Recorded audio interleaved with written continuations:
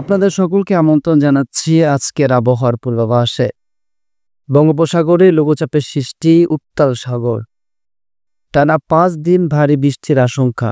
সাথে রয়েছে দেশের সমুদ্র বন্দরসমূহকে ৩ নং স্থানীয় সতর্ক সংকেত। সে সাথে দেশের ৬ বিভাগে ভারী থেকে অতি ভারী বৃষ্টির আভাস। এমনটাই জানিয়েছেন বাংলাদেশ আবহাওয়া অধিদপ্তর। আজ ও আগামীকাল দেশের কোন জেলার আবহাওয়া কেমন থাকতে পারে তা জানিয়ে দেব বিস্তারিত ভিডিওতে, সঙ্গেই থাকুন। আর আপনি কোন জেলা থেকে আমাদের আবহাওয়ার খবরটি দেখছেন তা অবশ্যই কমেন্ট করে জানাতে ভুলবেন না।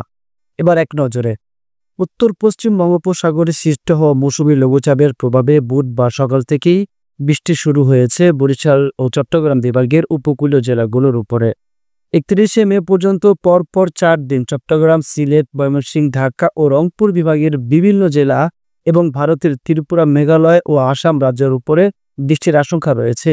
বিশেষ করে আগামী ২৯ ও ৩০শে মে পুরো বাংলাদেশের উপরে বৃষ্টির আশঙ্কা রয়েছে। এছাড়াও আজ থেকে ৩১শে মে মধ্যরাত পর্যন্ত পরপর ৪ দিন চট্টগ্রাম, সিলেট, ময়মনসিংহ, ঢাকা ও রংপুর বিভাগের বিভিন্ন জেলা যেমন ফেনী, কুমিল্লা, নোয়াখালী, খাগড়াছড়ি, উত্তর চট্টগ্রাম, ব্রাহ্মণবাড়িয়া, হবিগঞ্জ, মৌলভীবাজার, সুনামগঞ্জ, সিলেট, নেত্রকোনা, শেরপুর, কিশোরগঞ্জ, গাইবান্ধা, কুড়িগ্রাম, লালমনিরহাট এবং ভারতের ত্রিপুরা, মেঘালয় ও আসাম রাজ্যের উপরে প্রতিদিন ৫০ থেকে ৩০০ মিলিমিটার পর্যন্ত বৃষ্টিপাতের প্রবল আশঙ্কা রয়েছে।